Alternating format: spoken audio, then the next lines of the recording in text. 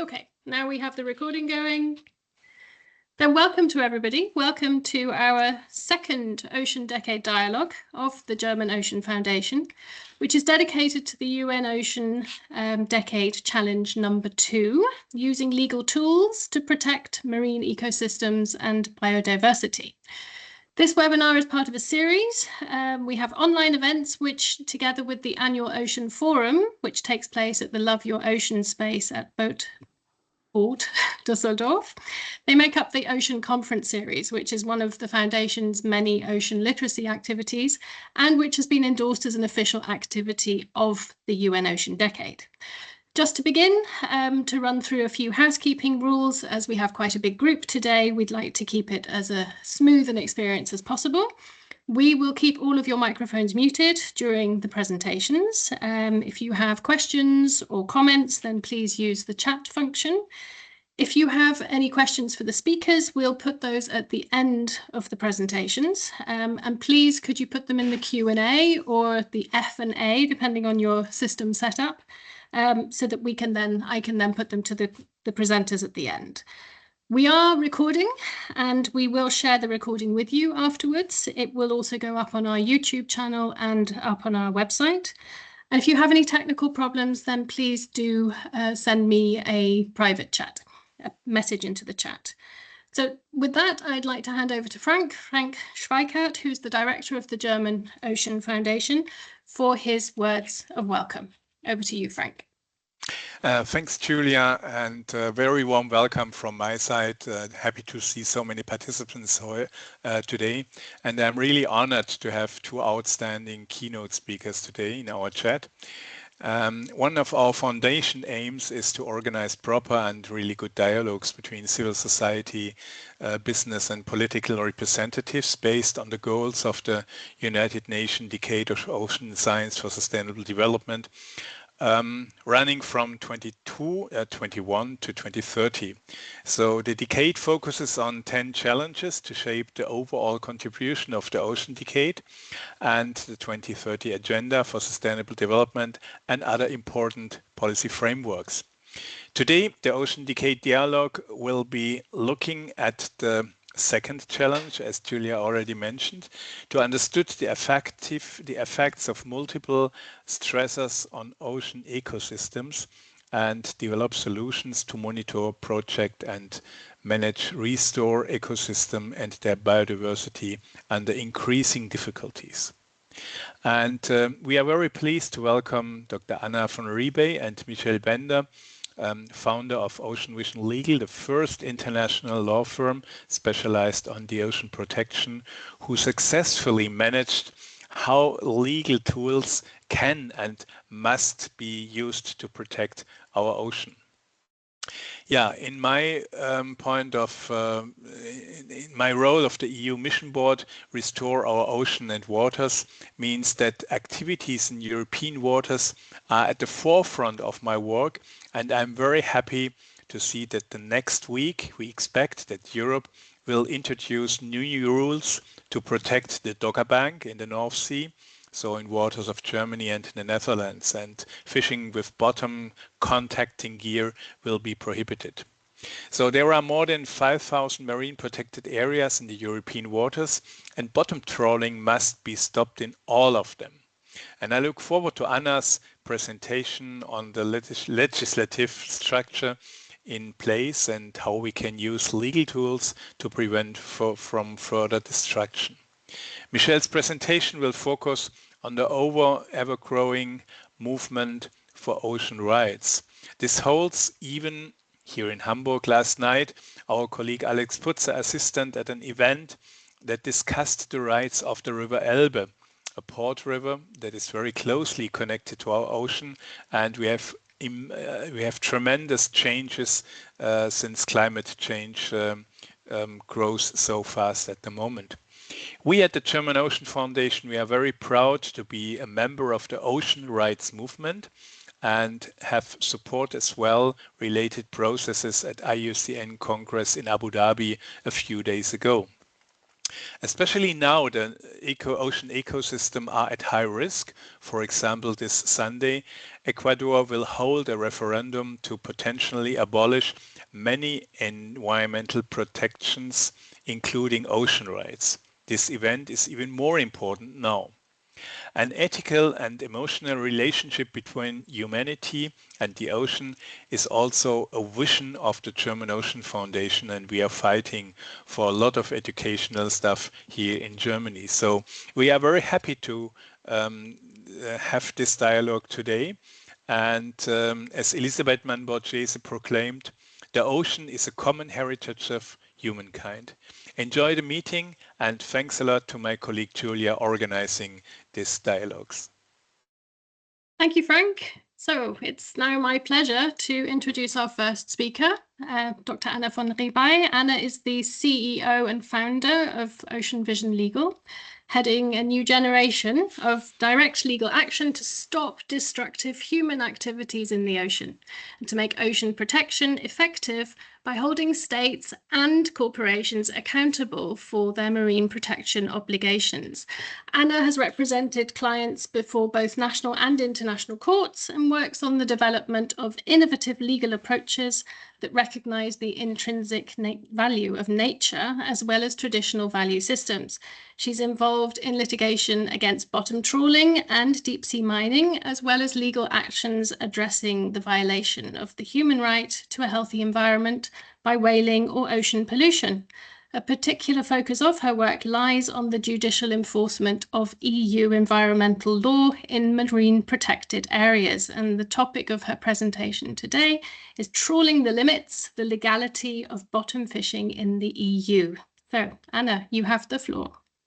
Thank you so much, Julia. Thank you so much, Frank, for hosting us. Thank you so much for this very kind introduction. There is nothing for me to add, so I'll just share my screen so that we can dive right into it. Is it correct that you all see my screen now? So I hope this works. Yep, everything's good. Thanks, Julia. So I'll just skip the intro because this was amazing. There's nothing to add. Thank you very much. And we can go right into the legal nitty-gritty of the things. Today, we want to look at the legality of bottom trawling, particularly within European MPAs, so marine protected areas. As this is a very legal analysis, I've tried to divide this presentation in two parts. One part, we got to look at the laws and to really understand them. So it's a bit of theory. And then in a second part, we're going to apply them to an example to make it a little bit more practical. So just the first few slides, a little bit of legal theory. Stay with me. They are applicable in all European marine protected areas that were designated under the Habitats Directive. So you can apply them very broadly. All right, let's get started. So just as to a few current actions that are happening in the EU and or Germany at the moment, there is actually a current upswing in ocean litigation, specifically with regards to bottom trawling in marine protected areas. There are legal actions going on in France, in Spain, in the Netherlands, Italy, Sweden, and Germany. Additionally, complaints have been filed to the EU Commission to initiate infringement procedures against the member states who still allow bottom trawling within their marine protected areas. And also politically, a lot is going on. Frank already mentioned that there are going to be measures next that come into force with regards to bottom trawling in the Dogger Bank. We will get back to them a little bit later. And also the EU has released its Ocean Pact, in which it encourages the member states to exclude bottom trawling from marine protected areas by 2030. Yet, bottom trawling perseveres in European marine protected areas. So in the next 10 to 15 minutes, we just want to look at the legal framework and how to apply that in practice in the EU. Okay, here we go. The legal framework of fisheries and nature conservation. Why? Because we are looking at bottom trawling, a fisheries act in a marine protected area, which falls under nature conservation. So if we want to understand the legal framework governing fisheries and nature conservation at both the European and national levels, we first must understand the division of competences between the EU and its member states. The member states of the European Union have transferred sovereign powers to the EU to adopt laws and regulate certain matters. In doing so, they have either conferred an exclusive competence onto the EU, which means that only the EU may act, or they transferred a shared competence, meaning both the EU and the member states may legislate and adopt legally binding acts.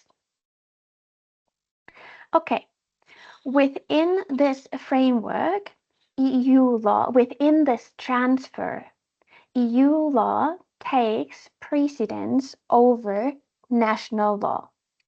This means that national provisions cannot be applied where they are incompatible with EU law.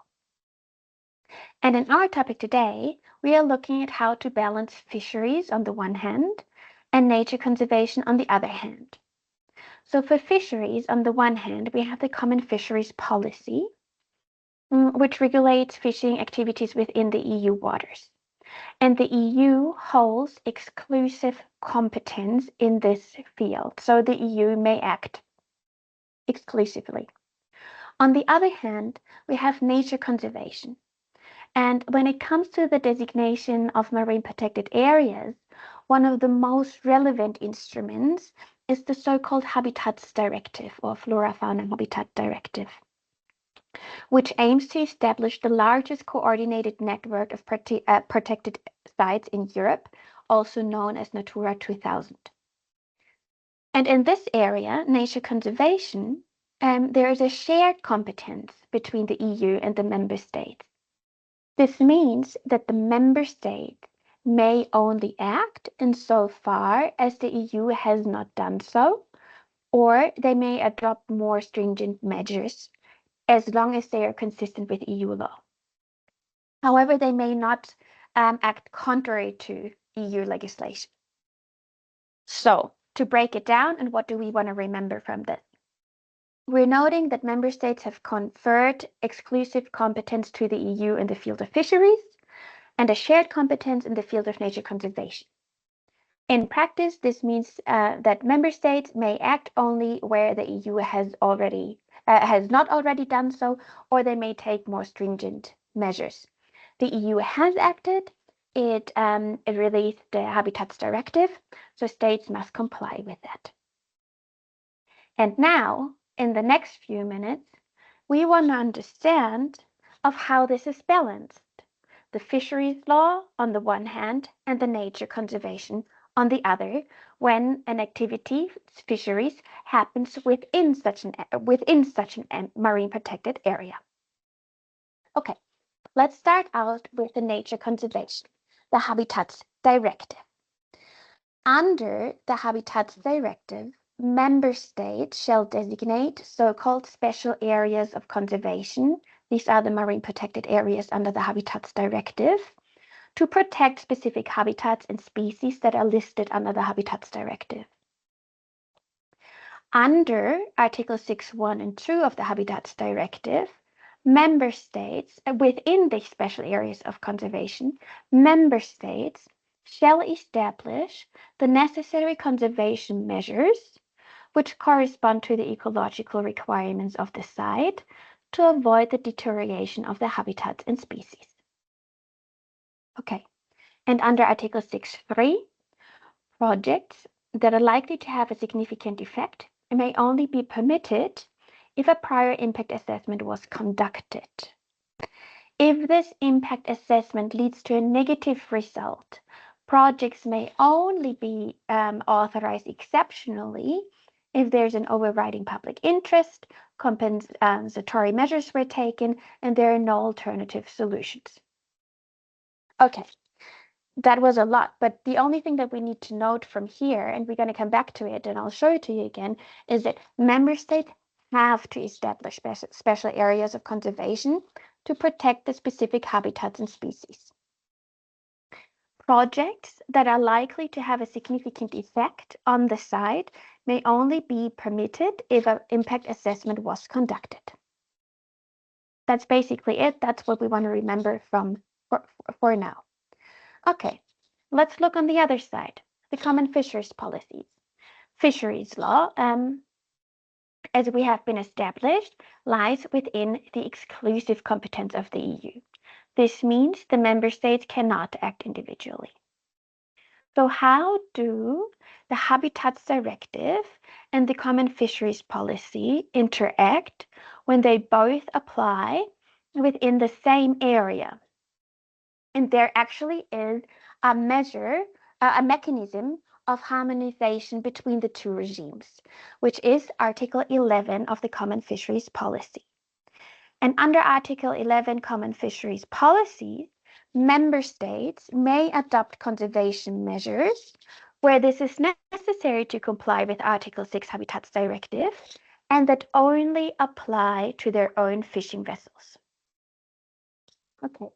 At the first glance, this may sound irregular because we have just established this fisheries falls in the exclusive competence and only the EU can act. So now it says the member states can adopt the measure. However, actually, when looking closely at the content and objective of this provision, it becomes clear that Article 11.1 actually is not a fisheries measure, because fisheries measures serve the purpose of keeping fish populations on the maximum sustainable yield to harvest them as a resource. But Article 11, paragraph 1 speaks of conservation measures, and therefore in reality is actually a measure under nature conservation law, and therefore falls within the shared competence of EU and member states. And the Court of Justice of the European Union has already confirmed in its Venosi and Rossi cases that a fisheries restriction inside a marine protected areas is not a fisheries regulation, but a nature conservation measure. So what we note from here, such measures do actually not fall under the EU's exclusive competence, but rather in the shared competence of the EU and the member states for nature conservation. Okay, that's the case if the member states wants to regulate fisheries within an MPA for their own fishing vessels. What happens if the interests of fishing vessels from other member states are concerned? Then, according to 11 paragraph 2, the situation is different. Because then, in that case, the EU makes use of its shared competence and adopts such measures itself by means of a delegated act. So, when a conservation measure only applies to their own fishing vessels, the member state can do it themselves. If the conservation measure applies also to fishing vessels from other member states, the measure will be adopted by the EU itself. But what it all comes down to is that there is no collision between the CFP and the Habitats Directive. They are very streamlined. Okay, and that was it with the theory. Let's apply it to the practice. And Frank has already mentioned one special area of conservation in the EU, which is the Dogger Bank. And as Frank said, the EU indeed has adopted a delegated measure under Article 11.2, so under its competence, by which 50% of the Dogger Bank is being closed to bottom trawling. The problem is that not only 50% of the Dogger Bank are in need of protection, the entire Dogger Bank is a special area of conservation. So 50% of protecting the Dogger Bank does not quite cut it, especially because 70% of bottom trawling happens outside of this closed area. So the pressure of bottom trawl fishing, mobile bottom trawl fishing in the Dogger Bank still remains. So this is why we're still going to look at this example, because I find this very interesting. The Dogger Bank is a special area of conservation because of its habitat. It is a sandbank, and because of the species of the harbor porpoise and seals. Sorry, I can see that seals is deleted here from the slide. So this means harbor porpoise and seals. So because it is a special area of conservation, Article 6 of the Habitats Directive applies. Okay, fantastic. So let's apply all that we've learned to the Dogger Bank. Let us recall. So under Article 6, paragraph 1 and 2, within the special area of conservation, member states shall establish the necessary conservation measures which correspond to the ecological requirements of the site to avoid the deterioration of the habitats and its species. Well, Germany did adopt such a conservation measure with the Doggerbank Protection Regulation, Doggerbank-Schutzverordnung. The problem is that the regulation excludes commercial fishing in the ocean from its scope of application. So the reasoning given was that the fisheries falls within the EU's exclusive legislative competence, and so the national ministry was not allowed to act. However, we have just learned that this is incorrect, that fisheries regulations within marine protected area is a conservation measure that falls in the shared competence of the EU and the member states, and the member state was actually allowed to regulate this. So the consequence is that the Doggerbank-Schutzverordnung, the Doggerbank Protection Regulation, does not suffice to comply with Article 6, 1 and 2, and Germany is infringing the Habitats Directive. Okay, second application. How about bottom trawling within the marine protected area?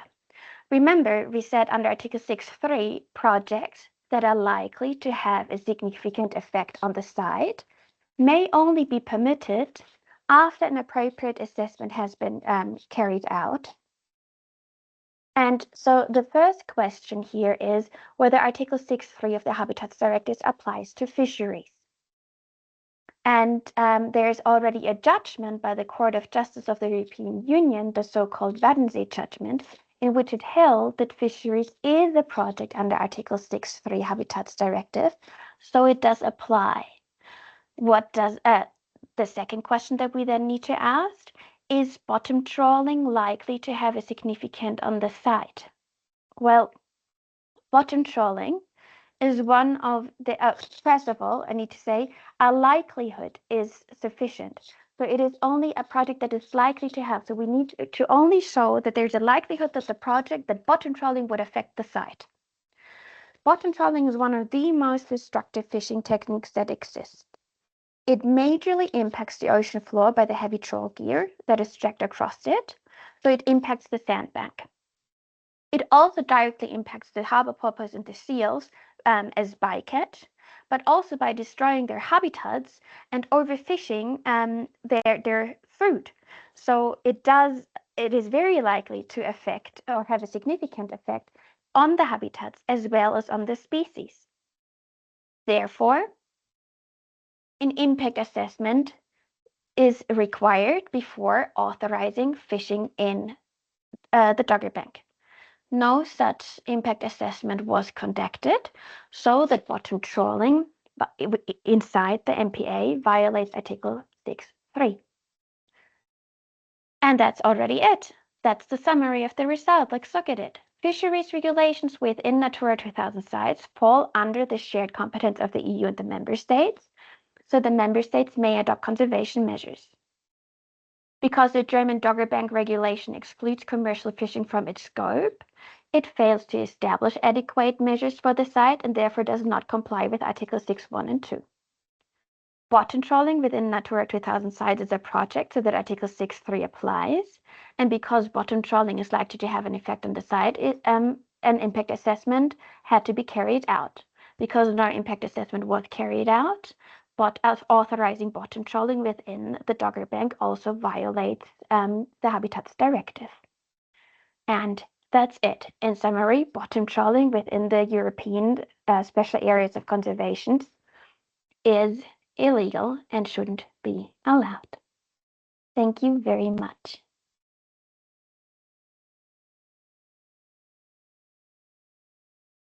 Thank you, Anna. Thank you. That was a thorough presentation. I'm sure you've inspired a future generation of law of the sea experts with it, or maybe European law experts with it.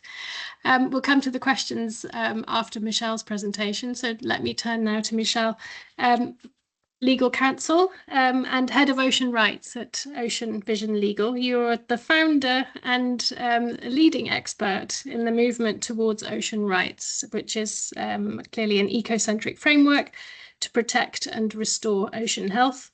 And which challenges the status quo of our old Western legal systems, shaking things up a little.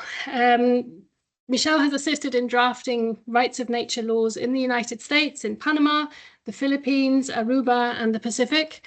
She serves on the advisory board for the Global Alliance for the Rights of Nature, is a member of the IUCN's World Commission on Environmental Law, and is an expert on the UN Harmony with Nature initiative and steering committee member for the UN Ocean Decade Coordination Office on Connecting People and the Ocean. I love these UN long titles that they put together.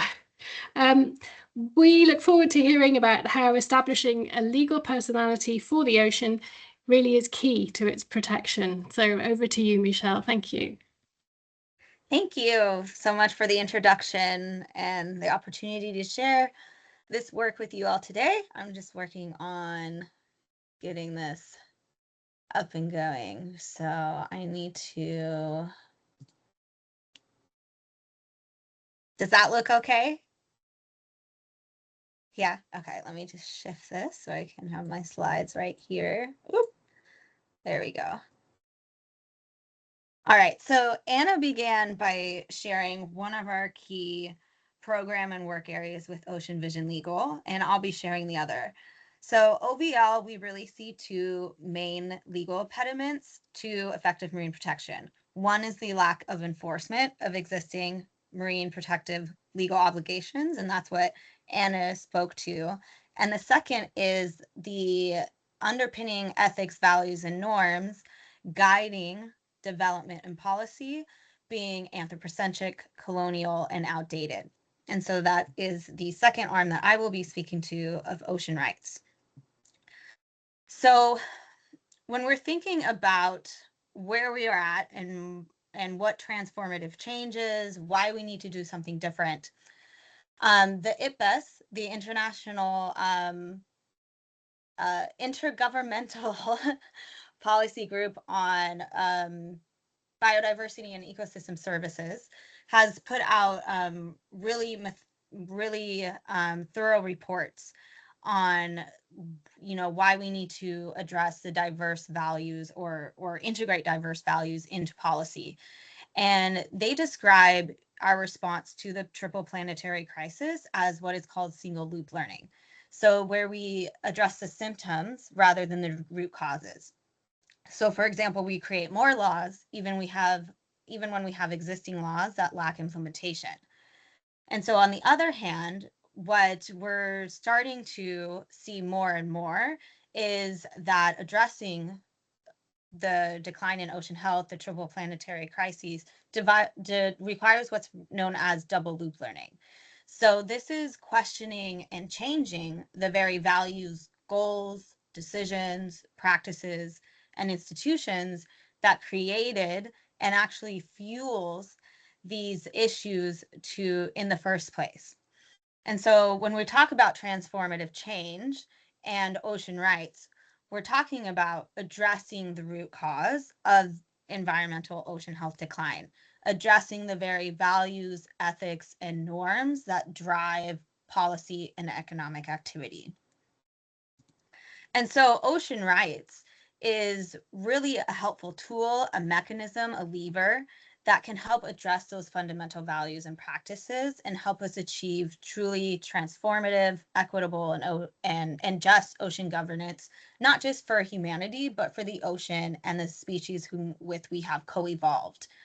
Ocean rights emerges from the growing rights of nature movement that is now occurring in some shape or form in approximately 40 countries from the local to the constitutional level, but with specificity to ocean law and policy. So when we talk about ocean rights, we're talking about the ethical and legal recognition of the ocean as an autonomous, dynamic, interconnected, and living entity with inherent rights and intrinsic value. And just a few months ago, OVL launched the Ocean Rights Movement Global Hub. And a key aspect of this website is to actually track these ongoing law and policy developments that are occurring internationally. And within the global rights and nature movement, we have over 400 laws, policies, judicial decisions, initiatives all over the world.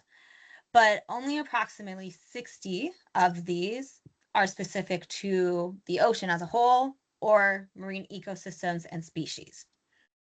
So for example, some of these pins here, we have a national law in Panama for sea turtle conservation that actually recognizes sea turtles as a subject of rights, including the right to a healthy environment.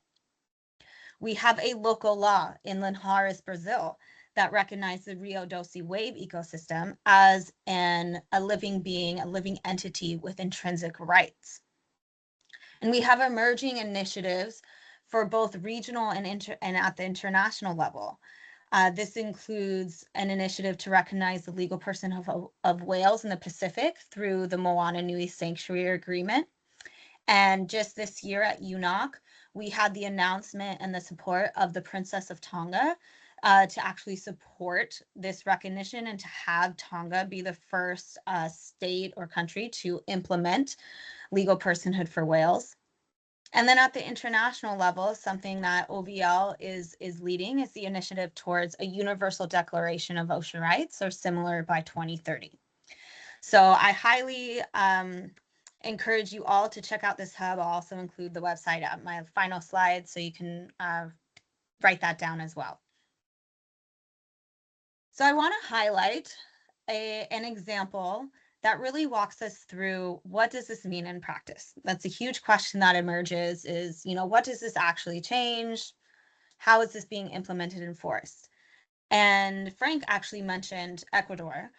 Even though they are considering changing this constitutional recognition, perhaps within the week or so, they are the first and still the only country to recognize rights of nature within their constitution.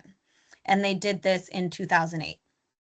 So last year, we actually had quite a groundbreaking judicial judgment that ruled that coastal marine ecosystems within Ecuador have the right to have their existence and the maintenance and regeneration of their vital cycles, structure, functions, and evolutionary processes to be fully respected.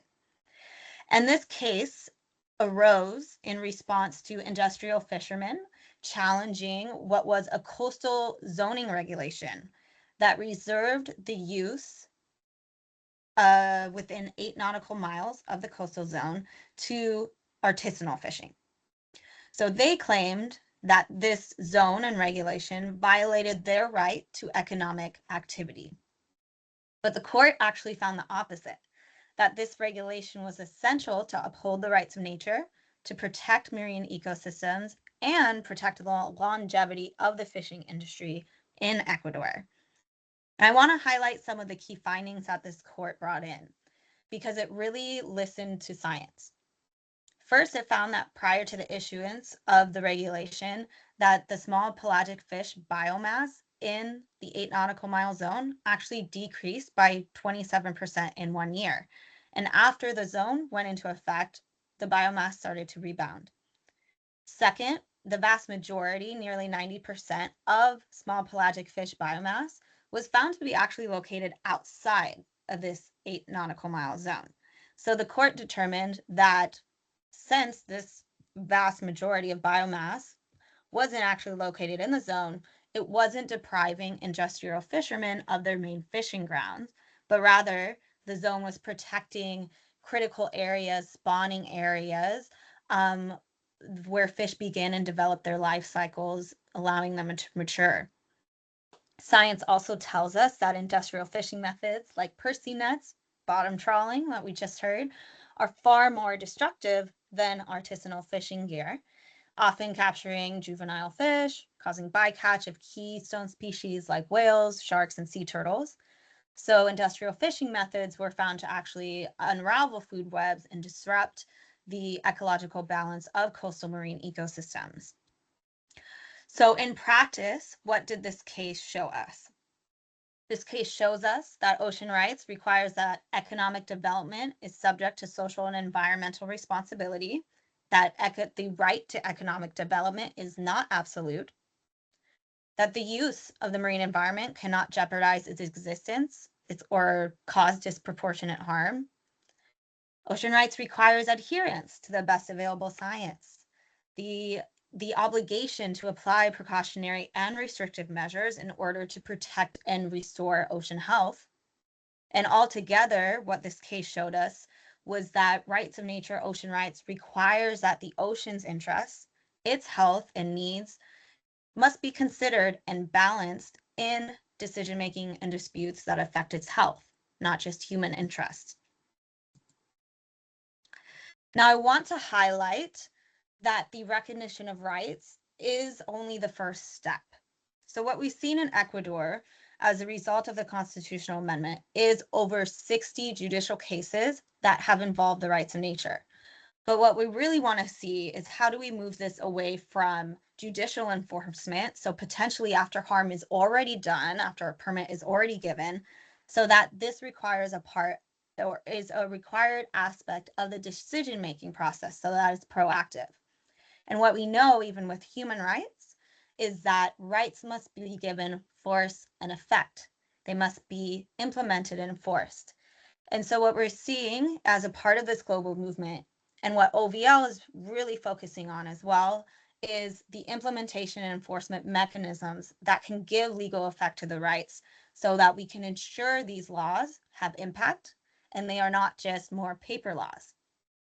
So our approach is really bottom up, top down. We support the development of new law and policy within national and local jurisdictions, while ultimately aiming for the ultimate goal of international law and a new foundation, a new ethical norm for global ocean governance. And we're doing this through the initiative that I highlighted, the Universal Declaration of Ocean Rights or similar by 2030.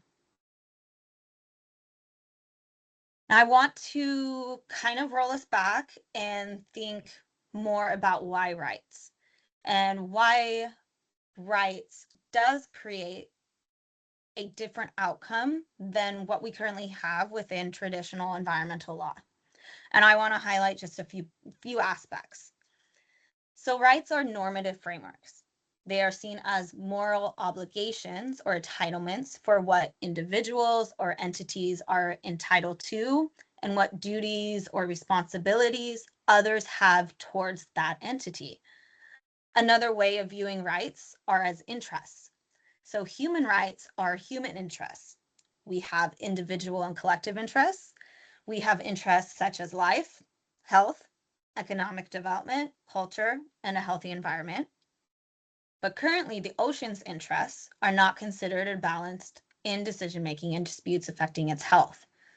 So environmental law is largely benefiting the party that drafted it, us, humankind, not the environment.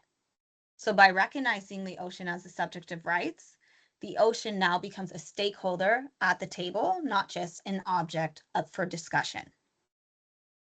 Rights are enforceable. They require accountability, they require positive protective action, and they require the prevention of violations or infringements. So protection is not just an option when you're a subject of rights, it is the norm. Rights are also, in simple terms, a statement of societal values. When we recognize the ocean as a rights-bearing entity, we begin to see it differently.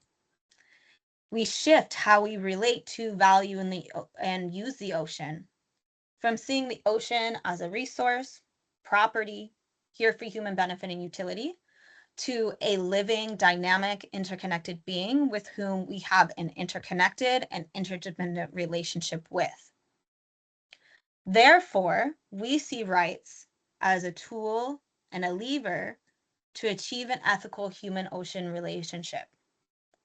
An ethical relationship is one that protects the ocean for its intrinsic value, not just for what it can provide to us. It fosters individual and collective stewardship. It is a relationship where our use of the ocean respects the ocean's ecological capacities and its capacity to regenerate, and where governance models embed equity and justice, not just for humanity, but for marine ecosystems and species.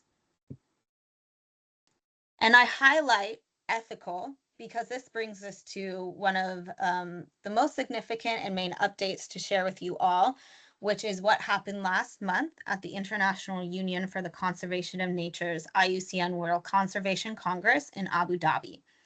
For the past year, we have submitted, put forth, and advocated for Motion 556, Advancing an Ethical Human-Ocean Relationship. And I'm very pleased to share that last month, it was overwhelmingly approved by IUCN members. Altogether, this approval rate was 92% between Category A, which is government and government agencies, as well as Category B and C, NGOs, and Indigenous groups.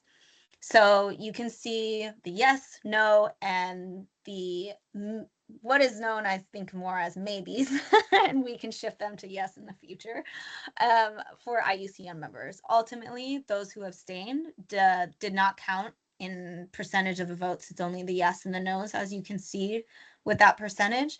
But this gives us a picture of the support we had within the IUCN, and I'll share a bit more about what that means after I share more on the motion itself. So what did this motion ask? And I'm just highlighting of the main operative paragraphs. Next slide, I'll include the link so you can go and view this motion in English, Spanish, and French as well. But to highlight, this motion urges IUCN members and governments to promote and adopt national laws, policies, strategies, and practices that integrate and ensure the conservation of the intrinsic values of the ocean, including by acknowledging the responsibilities of humanity and states to safeguard ocean ecosystems and biophysical systems. So importantly, rights was ultimately deleted from this operative paragraph, but that is okay because rights is actually one tool or one way that can be proposed to ensure the conservation of the ocean's intrinsic values. And for us, this really holds true to our approach with ocean rights in being inclusive and acknowledging that rights is a Western legal construct. Not all communities, especially Indigenous and oceanic communities, resonate with the framework of rights. And so this approach actually leaves it more inclusive to other forms of governance and practices that can also achieve an ethical relationship in addition to rights. The motion urges IUCN members to engage in dialogue to promote ethical approaches to ocean governance through existing and future law and policy instruments. It also promotes the respect for Indigenous peoples' rights, worldviews, sciences, knowledge, and practices in ocean governance. And it calls for strengthening the implementation of the rule of law and of ecological sustainability in ocean governance. And this is a key fundamental principle of rights in nature and ocean rights is the principle of ecological sustainability. And so shifting our view of what is sustainable and sustainable development to acknowledge that to do so, our use of the ocean and marine biodiversity must be ecologically sustainable. And so this is a key aspect that we're going to be working on going forward. So why is this important? The IUCN is the largest conservation coalition. It has over 1,400 members, including over 90 states, national governmental members, over 100 governmental agencies, and over 1,000 NGOs. It also has thousands of individuals, scientists, law experts, etc., that are a part of its commissions.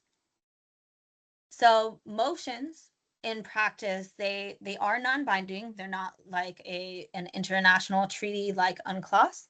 So they are non-binding resolutions. But what they do is they become official positions or direct the work of the IUCN and the IUCN's members. So they influence IUCN's activities, their advocacy strategies, such as, you know, what sort of positions they'll take at the international level and international negotiations. And they also help guide governments and lawmaking. So though they're not legally binding, they have been used by states, courts, and policymakers as authoritative reference points and have influenced the development of national law and conservation measures within IUCN member states. So this motion specifically moves the needle in a few ways.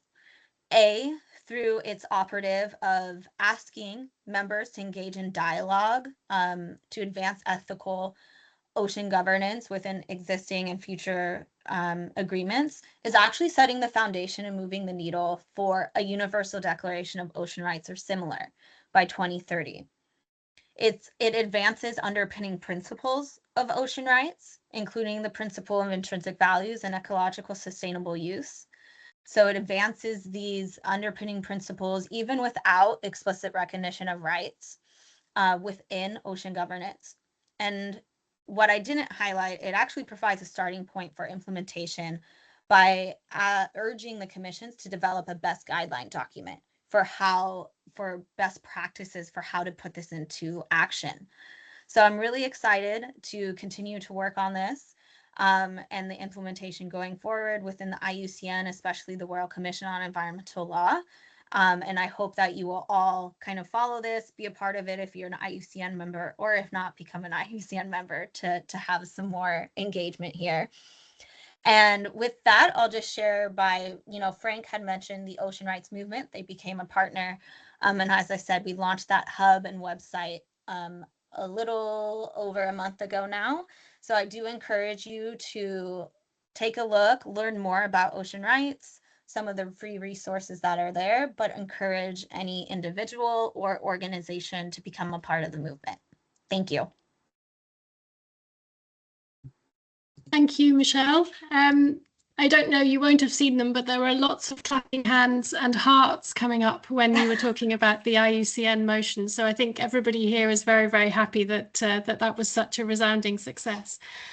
Your slides were coming and going. I don't know if there was a shark nibbling the submarine cable that's connecting us, but maybe we can share your slides, the same with you, Anna, with the participants, if that's okay with you.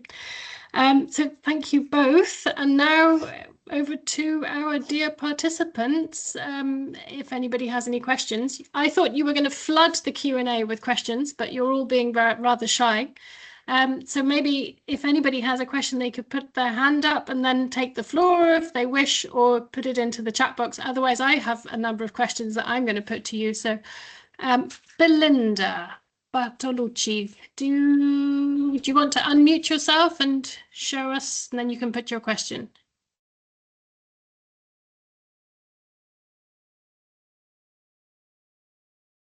I can do that maybe. No?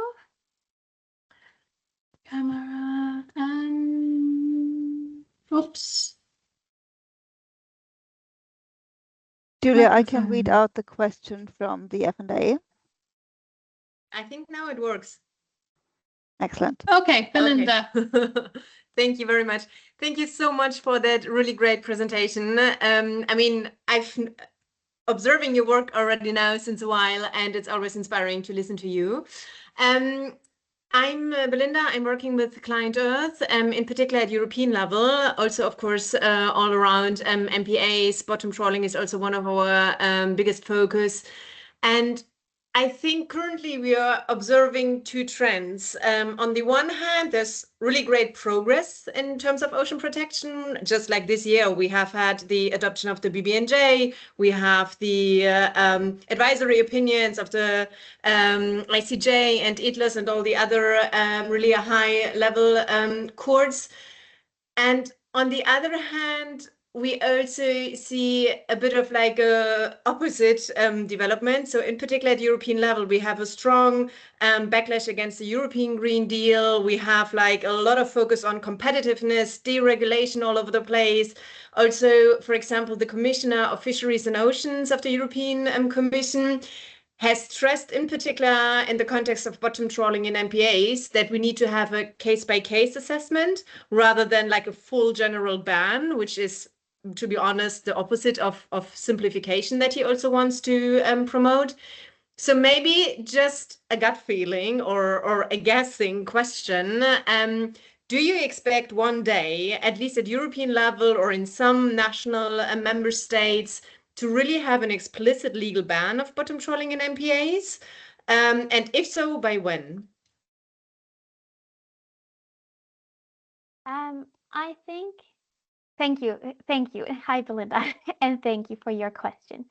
I think this is difficult because also when we're looking at the Ocean Pact, which was just recently adopted, it does not include a specific ban. It encourages the member states to ban bottom trawling from all marine protected areas by 2030. However, it lacks exactly that what you were just asking, and probably a lot of environmental groups would be wanting, including myself, an explicit ban. So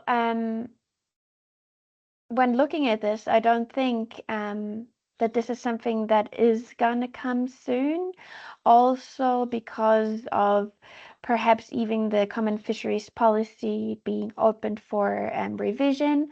There is a strong opposition. There is a strong lobby also by the fishermen.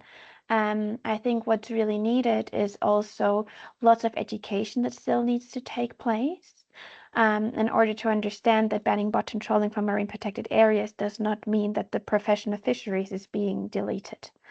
There can still be fisheries outside the marine protected areas. There can be fisheries with less destructive fishing techniques, but I think there is a lot to be done by the governments also in order to help fishermen to transform to perhaps less destructive methods. And yeah, so as to the time frame that you asked, I hardly like observing how long these policy decisions always take. I don't think that by 2030 we will have the EU actually banning it in that sense.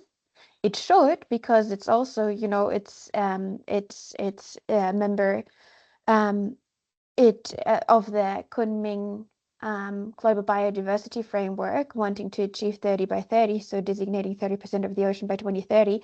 So it actually should. I think there could be argued there is even a legal obligation to do so. However, in reality, whether there's going to be a ban, full board ban, not sure. I think it's going to be the single legal actions that we're seeing at the moment that will start enforcing these laws and will really start moving the needle. Thank you, Anna. I think we're a long way away from Palau. They are leading with they have a ban on bottom trawling as far as I could find. And I think they also ban any ship flying their flag from bottom trawling as well. Wouldn't that be wonderful if the European Union could do that to all of its member states? Another question from Alex. I can read it, or Alex, you can take the floor if you wish, up to you. Maybe I'll just read it. Who would represent the ocean in Europe if it gets rights? Thank you for that question. I would say, you know, the answer depends on the scope of the law. But what OBL is analyzing and looking into is all the different approaches that could be used for the representation of the ocean. So what we're seeing is there's ombudsman's offices, such as in Ecuador, and those offices have the capacity or the legal obligation to represent nature, to hear disputes or potential violations of rights of nature within Ecuador. We're seeing the development of co-governance or guardianship structures. So, for example, the local context in New Zealand and for the Whanganui River, Te Awa Tapua Act, a guardianship structure is created that is comprised of both government and Indigenous representatives to have a legal obligation to represent the intrinsic values and personhood of the river. So in these cases, they are bipartisan guardianship structures. And what we're seeing is different ways of doing that. You know, in New Zealand, it's one representative from the government, one from the Indigenous communities. In Colombia, for the Atrato River, that number is much larger because they have a lot more different types of Afro communities along the river. And so they have 8 females, 8 males, and representatives from the government. So this guardianship body is much larger. Another way this could take form at the international level is, for example, if we're looking at what already exists, such as the UN Envoy for the Ocean, Peter Thompson. What if Peter Thompson were to have a mandate that he were to specifically be the representative or the guardian of the ocean? So there really are a lot of different mechanisms to look at. It's not really what's right or what's wrong. I think it's really a matter of the scope of the law, what the goal is, you know, and so there's a lot of different ways that we could look at actually putting this into practice. Super. Thank you, Michelle. Another question for you. Where does the ocean rights movement fit with the rights of nature movement and also the push to declare ecocide now as a crime that would then be punishable and that you could bring such crimes before the ICC? How are we, are you all working together independently? Perhaps you can say a few words about that. Yeah, no, I work closely with GARN. I've been on the exec committee and advisory council for about 10 years now. So ocean rights really is a subset of the rights of nature movement, but with specificity to the ocean. Because when I started this work in 2017, barely anyone was talking about the ocean. And, you know, rights of nature was starting to become this exponentially global movement. But all the headlines were saying nature, rivers, forests, lakes. No one was talking about the ocean. And that was and continues to be a huge gap. So it's only approximately 10 to 15% of the rights of nature examples we have that are specific to the ocean or marine ecosystems and species. Of course, that doesn't cover the ones that are general to nature, but just thinking about, you know, does it have specific acknowledgement of the ocean within these laws? And that's a big gap. And so with the ocean, in our opinion, being the most important ecosystem on the planet, our foundational life support system, really focusing on this gap. And then with ecocide law, with rights in nature, ecocide, you know, how you hear many folks within the space talk about it, it's opposite sides of the coin. So rights of nature is this positive affirmation of the right of nature to life, for example, whereas ecocide prevents this infringement of that right to life, just as homicide or the crime of homicide prevents infringement on the human right to life. So different legal frameworks focus on prevention, I would say, and more proactive, you know, decision-making changes, but considered opposite sides of the coin. Super, thank you. There's a question from Christina. How do you think that the human rights to a clean and sustainable environment can be used to protect the ocean in a similar way human rights law has been used in climate litigation? Michelle, should I get started on this, and then if you want to add? Yeah. Okay. As from a lawyer perspective, that's a super great development, obviously. Very, very significantly, also the jurisprudence from the Inter-American Court of Human Rights. especially in its very latest advisory opinion on climate change in 2025, when it established that the human right to a healthy environment even is a US code against regulation. So for all non-lawyer nerds here, that means it's the highest form of law that exists, from which no derogation is allowed. So that means with the establishment of this human right, actually, we manifest, or there's a manifestation that protecting the marine environment is so paramount that we cannot derogate from it with normal laws. And through this jurisprudence and through the development of the human right to a healthy environment, we can actually start using it in court, and we are. So all of the legal actions that we are working on, we are really making use of these arguments and really implementing this into our cases. I think that's a very important, strong development. Also with the United Nations having now a special rapporteur on the human rights to a healthy environment, we've already filed a complaint to them to show that whaling would infringe the human right to a healthy environment and use it in many different areas. So I think that's a very important development.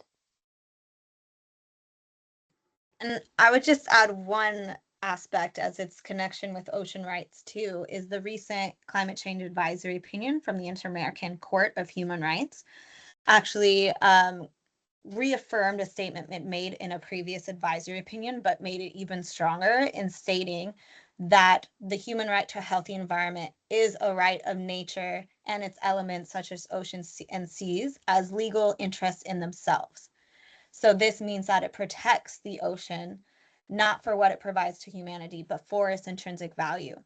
And it also, establishes that rights of nature can be a very powerful regulatory mechanism that can not only support the human right to a healthy environment, but the obligations for sustainable development.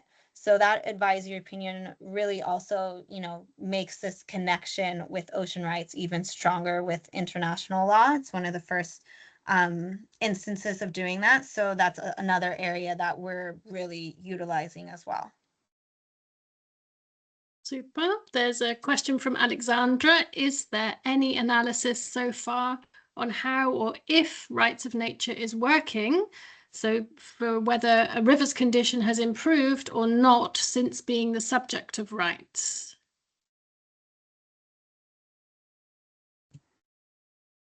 There is, I would say most of what we're seeing in terms of the results and the implementation is within Ecuador, unfortunately.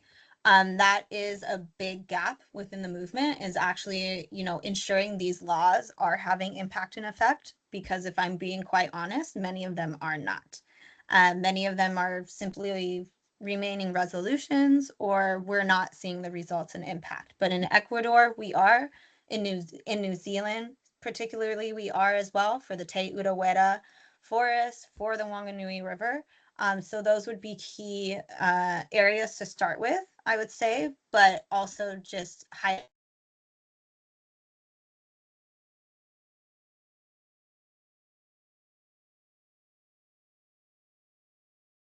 Elsie, if she comes back. In the meantime, I'll just continue Thank you, Anna. to saying that this is one of the major gaps and problems in nature conservation law in general, is the lack of its enforcement. So this is really why we're having this ocean litigation department also, where ocean rights and litigation then come together, is that we need strong marine protection or environmental protection laws, but we also need their enforcement. And what Belinda, for example, referred to before, like what's going to happen, and I was mentioned that the CFP might be even might be opened for revision.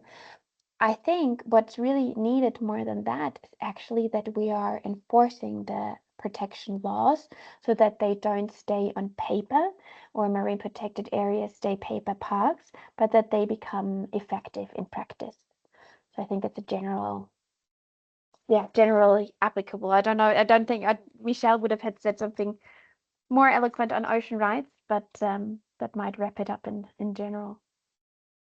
She's back in again. Michelle, did you have anything to add? No, I was finishing up and then I don't know what happened. We lost you for a second. But that brings me then to the next question, Joanna, who's being rather impatient, as she says. I would be very interested to hear your thoughts on how we might achieve full MPA protection, so not just paper parks, but full protection more efficiently. Are there ways to speed up the process? And she puts, for those of us who are rather impatient. I do, Michelle, I just continued and wrapped up what you said and said that I think in general, ocean litigation and the enforcement of these laws is something that's really missing. And also here, I think to really speed it up is to actually show that these obligations are legally binding, that states who do not comply with it open themselves up for international liability and start making use of this. And so in order to have that on a larger scale for those of us who are impatient, I think it is really helpful to do that also on an international level. So I very much welcome all of these lawsuits that are going on in Europe. I think they're really important, especially because they're coming from so many different countries. So there's actually a whole wave of this going on. I think one key international litigation to this end is going to be key, and I can share as much that we're working on it. And however, also I got to say too, I am also impatient. I was hoping that with litigation we will have a shortcut. Also, international litigation takes a long time. So we're hoping to submit and publish something by next year, actually, and then see how it goes from there. So it's advancing. Brilliant. Well, thank you. We're over the hour, so I think we probably need to wrap it up there. Thank you to both of you. Absolutely wonderful presentations. It's great to see the two perspectives, that law is there, the legislative tools are there, we just need to enforce them, and at the same time we need to be developing new laws and establishing these rights for the ocean. And though with both avenues we can protect the ocean then, and bringing it back to the decade challenges, protect and restore the ocean and marine ecosystems. I mentioned at the beginning we've recorded the event, so we will send a link to everybody. It will be available on our website and on our YouTube channel. Further events, we have upcoming Ocean Decade Dialogues, which will be looking at further challenges of the Ocean Decade. You'd be very welcome to attend. You can subscribe to our newsletter on our website. If you're in Dusseldorf in January, you're very welcome to come to the Ocean Forum, which is a kind of a short packed conference looking at each of the 10 challenges. We'd love to see you there. And thank you for all of you for coming. Thank you for attending. Thank you, you two, for presenting. And I wish you a pleasant evening. Thank you. Thank you all. Thank you very much. Thank you so much. Bye-bye.